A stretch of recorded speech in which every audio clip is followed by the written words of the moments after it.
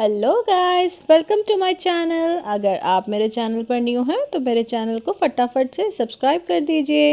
ये है gauge electronics drama explanation episode 11, जिसकी शुरुआत में हमको दिखाया जाता है कि सीसीटीवी वर्ड सुनते ही ली सेंग और नारी को लगता है कि सबने सीसीटीवी फुटेज मंगा लिया है, इसीलिए वो भागकर जाकर स्क्रीन के सामने खड़े हो जाते हैं ताकि कोई देख ना पाए। लेकिन जनरल मैनेजर बोलते हैं हटो सामने से, हमें देखने दो। तब वो सब देखते हैं पलटकर तो वो होते हैं मिस्टर चा और मिस योंग, जो कि वहाँ पर बैडली किस कर रहे होते हैं एक दूसरे को। सब लोग देखकर हैरान हो जाते हैं और ऑफिस में अब सबको पता चल जाता है कि ये हमारे ऑफिस का सीक्रेट कपल है। फिर नेक्स्ट सीन में दिखाया जाता है मिस्टर शाह फेस कवर करके हंस रहे होते हैं और बहुत शाई फील कर रहे होते हैं। मिस योंग बोलती है बता भी तो सबको। तब नारी बोलती है नहीं नहीं नहीं, मैं नहीं मानती, ये पॉसिबल ही नहीं है। पर वो लोग एडमिट करते हैं कि हाँ हम रिलेशनशिप में हैं। फिर जनरल मैनेजर बोलते हैं देखो उसने हमें कौन से डे की फुटेज भेजी है। कांगमी चेक करती है, वो बोलती है हाँ ये तो उसने हमें किसी और दिन की फुटेज सेंड कर दी है, मैं उसे दोबारा फुटेज सेंड करने के लिए बोलती हूँ। फिर सब लोग उसको रोकते हैं। मिस्टर शाह भी बोलते हैं रहने दो, ली सेंग ने बोल तो दिया है कि उसने वो सारी ड्रिंक पी ली थी। फिर जनरल मैनेजर भी बोलते हैं हाँ छोड़ो छोड़ो। फिर मिस योंग देखने लगती है कि मिस्टर चा क्यों रोक रहे हैं फुटेज आने से। फिर मिस्टर चा टॉपिक चेंज करते हैं और मिस योंग जो कि बिल्कुल प्लेन फेस के साथ बैठी होती है उसको बोलते हैं कि वाह ये तुम्हारी स्माइल, इसी पर तो मैं फिदा हूँ। ऑफिस में कोई भी इन दोनों का रोमांस हजम नहीं कर पा रहा था, सबको बहुत अजीब लग रहा था कि क्या ये चीज़ सच में हुई है। फिर कांगमी झुककर मिस योंग का फेस देखती है और वो बोलती है मुझे तो इनके फेस पर कोई इमोशन नहीं दिख रहा, तुम्हें कहाँ से स्माइल दिख रही है। और फिर मिस योंग स्माइल करती है मिस्टर चा को देखकर। फिर जनरल मैनेजर बोलते हैं यहाँ पर अगर और भी कोई सीक्रेट कपल है तो अपने आप सामने आ जाओ। फिर किम योन सोचने लग जाता है कि देखो मेरे को जहाँ तक लगता है यहाँ पर सिर्फ एक ही कपल हो सकता है। ली सेंग और नारी को लगता है ये हमारी बात कर रहा है, लेकिन वो मातैन और कांगमी का नाम लेता है, जिस पर बिना सोचे समझे कांगमी फटाफट से नो बोल देती है। कांगमी के मुंह से फिर से नो सुनकर बेचारे मातैन का तो मुंह ही लटक जाता है। फिर जनरल मैनेजर बोलते हैं अगर ये दोनों कपल नहीं हैं फिर तो कोई चांस ही नहीं है कि यहाँ पर और कोई कपल हो, क्योंकि ली सेंग और नारी को तो मैं सोच भी नहीं सकता, इन दोनों की तो कभी बनती ही नहीं है, ये दोनों तो कपल हो ही नहीं सकते। मैं तो फुल गारंटी के साथ बोल सकता हूँ कि ली सेंग और नारी कभी कपल नहीं हो सकते, जिस पर ली सेंग और नारी दोनों हंसने लग जाते हैं। फिर नारी जनरल मैनेजर से बोलती है कि आपने बिल्कुल सही कहा मैनेजर, आपको पता है ना ये कैसी उटपटांग हरकतें करता है, सब हमेशा सबको परेशान करता रहता है, पर फिर भी कितना क्यूट है। क्यूट वर्ड सुनते ही ली सेंग के फेस पर तो इतनी बड़ी स्माइल आ जाती है और बाकी सब लोग एक दूसरे को अजीब तरीके से देखते हैं कि क्या बोल रही है। फिर नेक्स्ट एपिसोड में दिखाया जाता है गॉज इलेक्ट्रॉनिक्स की डायरेक्टर मातैन के डैड को कॉम्प्लीमेंट कर रही होती है कि वाह आप तो इंटरव्यू में कितने हैंडसम लग रहे हैं। तभी वहाँ पर एग्जीक्यूटिव मैनेजर आता है, उसको वो बहुत सुनाती है और बोलती है कि इस प्रोजेक्ट के हमारे हाथ से निकलने का ब्लेम तुम्हें अपनी टीम पर लेना पड़ेगा, क्योंकि ये प्रोजेक्ट तुम्हारी टीम हैंडल कर रही थी। फिर वो वहाँ से जाने लगता है और शू लेसेस बांधने के बहाने से वहाँ से एक माइक्रोफोन उठा लेता है, जिसमें डायरेक्टर की जो भी चेयरमैन से बात हुई है सब भी रिकॉर्डिंग हो गई होती है। फिर वो अपने रूम में आकर बोलता है कि मैंने बहुत बर्दाश्त कर ली, तुम्हारी दादागिरी अब नहीं चलेगी। वो ये सब बातें कर ही रहा होता है, तभी उसको अपने टेबल के नीचे नारी छुपी हुई मिलती है। नारी बोलती है मैं तो आपसे कुछ पूछने आई थी बट मेरा पेन गिर गया था, मैं वो उठाने लग गई थी। फिर एग्जीक्यूटिव मैनेजर उसको रोक देते हैं और बोलते हैं ये फ़ोन जाकर तुम ली सेंग को दे देना, क्योंकि हमारी टीम में सबसे वीक इंसान वही है और वो इतना बड़ा बेवकूफ़ है कि कोई भी उसको कल्प्रेट प्रूफ कर देगा कि उसी ने ही सारी इन्फॉर्मेशन लीक की है। फिर वो जाकर फ़ोन ली सेंग को देती है। ली सेंग वो फ़ोन देकर बहुत खुश हो जाता है क्योंकि वो न्यूली लॉन्च्ड फ़ोन था।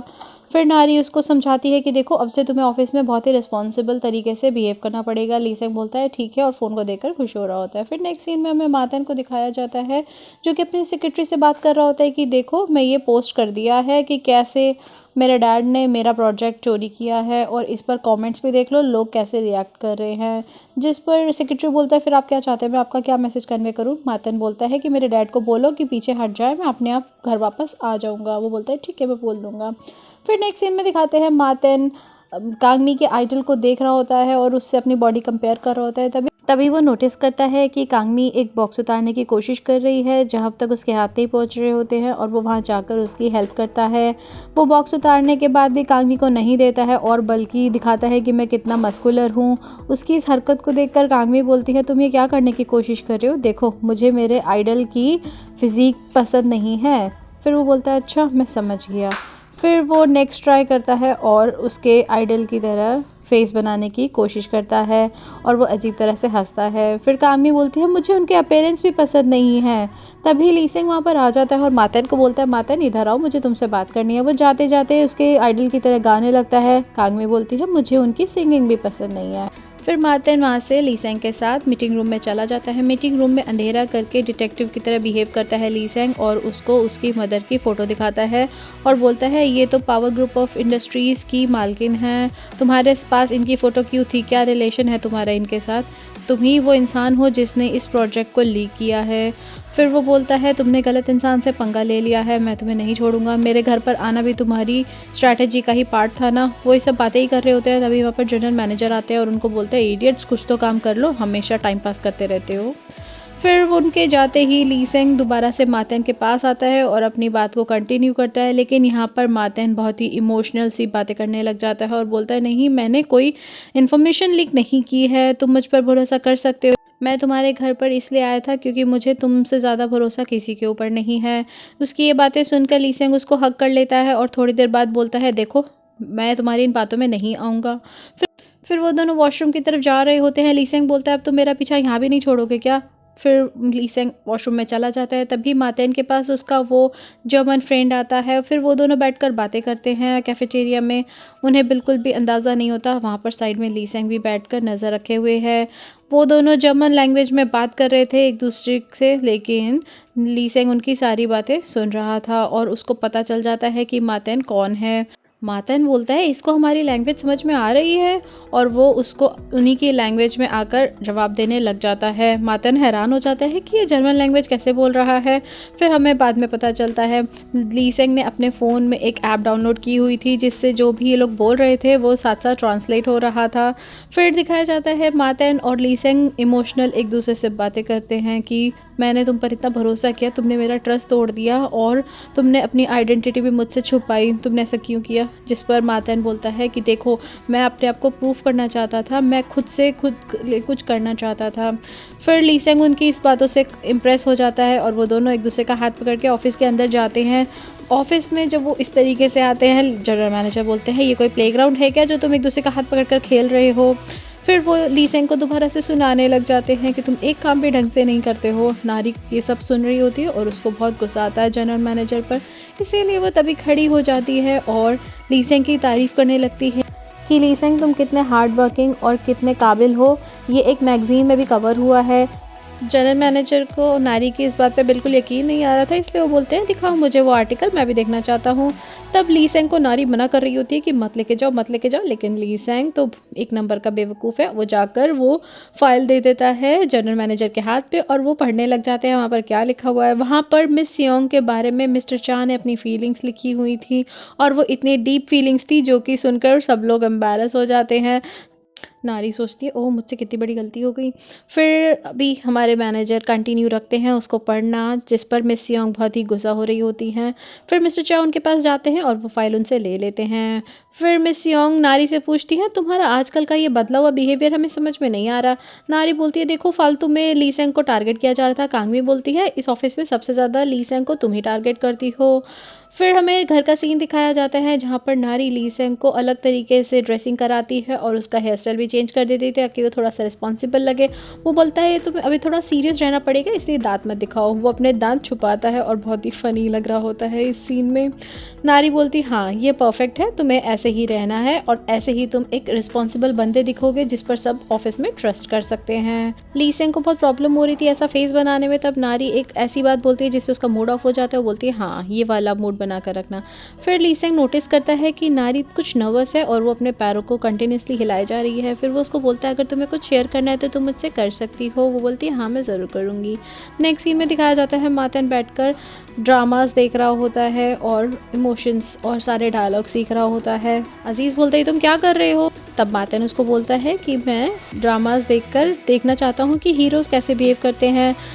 अजीज़ बोलता है मैं तुम्हारी हेल्प करूँगा अगर तुम मेरे साथ 1 किलो मूंगफली छिलवा दोगे। फिर वो रेडी होता है, वो सारे स्वैग और एक्शंस उसको बताता है कि तुम्हें किस तरीके के डायलॉग्स बोलने हैं, तुम्हें किस तरह का टच करना चाहिए, और उसको पूरी रात ट्रेन करता रहता है। जिसके बाद मातेन सारी रात बैठकर सारे डायलॉग्स को मेमोराइज़ करने की कोशिश करता है। नेक्स्ट डे ऑफिस में कांगमी मातेन से पूछती है कि तुमने वो फाइल कहाँ पर रखी हुई है। मातेन जाता है, उसका हाथ पकड़ता है और एक डेस्क पर रख देता है, बोलता है यहाँ पर रखे हैं वो डॉक्यूमेंट्स।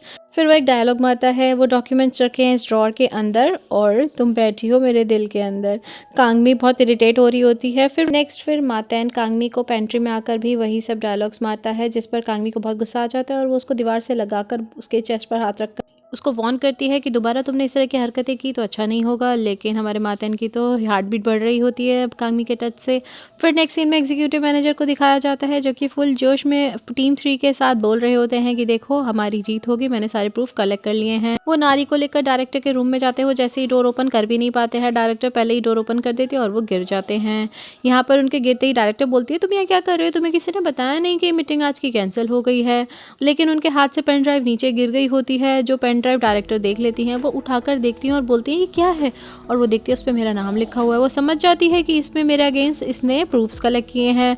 फिर वो उसको बताती है कि ये तो मेरी और गॉज इलेक्ट्रॉनिक्स के चेयरमैन की प्लानिंग थी कि हमें पावर ग्रुप के चेयरमैन को बुद्धू बनाना है, क्योंकि हमें पहले ही मातेन के जर्मन फ्रेंड ने बता दिया था कि ये प्रोजेक्ट बहुत ही ओवर प्राइस्ड है और हम चाहते थे वो ये ओवर प्राइस प्रोजेक्ट ले लें। वापस एग्जीक्यूटिव मैनेजर नारी के साथ वापस आते हैं और सबको सब पता चल जाता है। मिस यंग बोलती है पावर ग्रुप के चेयरमैन ऐसा क्यों करेंगे। तब मातेन बोलता है कि हाँ मैं सच बता दूंगा, और वो बताता है कि वो अपने बेटे के लिए कर रहे हैं। सब उनकी बातों पर भरोसा नहीं कर पाते हैं। तब मातेन बोलता है कि इसका रीज़न है मैं, वो चाहते हैं कि उनका बेटा उनके पास वापस आ जाए। वो बताता है कि मैं रियल में उनका बेटा हूँ, लेकिन कोई उनकी बात पर भरोसा नहीं करता है और सब अपनी अपनी सीट पर वापस जाने लग जाते हैं। तभी ली सेंग बोलता है कि मैं इस चीज़ को एश्योर कर सकता हूँ कि मातेन पावर ग्रुप ऑफ इंडस्ट्रीज़ के चेयरमैन का बेटा है। लेकिन तभी जनरल मैनेजर बोलते हैं जिस चीज़ की ली सेंग गारंटी ले रहा है, अब तो मुझे 100% यकीन हो गया है कि तुम जो बोल रहे हो वो झूठ है, कोई उसकी बात पर यकीन नहीं करता है। फिर मातेन कांगमी को बोलता है देखो तुम तो मेरे बारे में सब जानती हो ना, तुम ही अब इनको बताओ कि मैं कौन हूँ। फिर कांगमी सबको मीटिंग रूम में लेकर जाती है और उसकी फैमिली पिक्चर दिखा देती है। अब सब मान जाते हैं। नेक्स्ट सीन में हमें दिखाते हैं मातेन कांगमी को लेकर एक टेंट वाले रेस्टोरेंट में लेकर गया होता है और बोलता है यहीं से हमारी शुरुआत हुई थी, हमारी फर्स्ट मीटिंग की यादों को मैं फ्रेश करना चाहता था, इसलिए मैंने सोचा यहीं पर तुम्हारे साथ डिनर करूँगा। कांगमी उसको बोलती है देखो मैं तुम्हें पसंद नहीं करती हूँ, तुम्हें ये सब करने की ज़रूरत नहीं है, तुम मेरे टाइप के नहीं हो। फिर मातेन पूछता है कि मुझ में क्या कमियाँ हैं, जिस पर कांगमी रिप्लाई करती है मुझे तुम जैसे लड़के बिल्कुल भी पसंद नहीं है, मुझे इंडिपेंडेंट लड़का चाहिए, तुम तो ममाज और पापाज बॉय हो, खुद से कोई डिसीजन नहीं ले सकते हो। और वो नॉन स्टॉप मातेन की इतनी बुराई करती हैं कि वो बेचारा सुन सुनकर ऑलमोस्ट बेहोश हो जाता है। नेक्स्ट सीन में दिखाते हैं ली सेंग बैठा होता है नारी के घर पर और वो बोलता है कि नारी तुम्हें मुझ पर इतना भी भरोसा नहीं था, तुम्हें लगा मैं इतना बेवकूफ़ हूँ कि कोई भी मुझे इजीली टारगेट कर सकता है और मुझे उस चीज़ के लिए ब्लेम कर सकता है जो मैंने किया ही नहीं। ठीक है, अगर तुम मुझे इतना ही बुद्धू समझती हो तो अब से मैं खुद को बदलूंगा और अब से मैं ये वाला ली सेंग नहीं बन के रहूँगा। और वो वहीं पर वो सूट उतार कर देने लगता है। पैंट जब निकालने की बारी आती है वो बोलता है मैं बाद में रिटर्न कर दूंगा। वो जब जाने लगता है नारी उसको पीछे से हक कर लेती है और उसको बोलती है नहीं मत जाओ, मुझसे गलती हुई है, मुझे ऐसा नहीं करना चाहिए था, मैं तुम्हें अब चेंज करने की कोशिश नहीं करूँगी। लेकिन ली सेंग बोलता है नहीं मुझे जाने दो। फिर ली सेंग जैसे ही डोर ओपन करता है, डोर के बाहर खड़े होते हैं नारी के पेरेंट्स। नारी के पेरेंट्स ली सेंग और नारी को इस हालत में देखकर कुछ गलत ही समझ जाते हैं। नारी फटाफट से बोलती है मॉम डैड ऐसा कुछ नहीं है, आप गलत समझ रहे हैं। जिस पे नारी के डैड बोलते हैं तुम्हारे घर में हाफ नेकेड लड़का खड़ा है और तुम बोल रही हो कि कुछ नहीं है। तब नारी बोलती है डैड ऐसा कुछ नहीं है, आप लोग गलत समझ रहे हैं। डैड पूछते हैं कि तुम कौन हो। ली सेंग बोलता है मैं इसका नेबर हूँ। फिर वो बोलते हैं अगर नेबर हो तो अपने घर पे जाकर चेंज करो ना, मेरी बेटी के घर पर ड्रेस चेंज क्यों कर रहे हो। और यहीं पर ये एपिसोड ख़त्म हो जाता है। Thanks for watching guys and don't forget to like the video.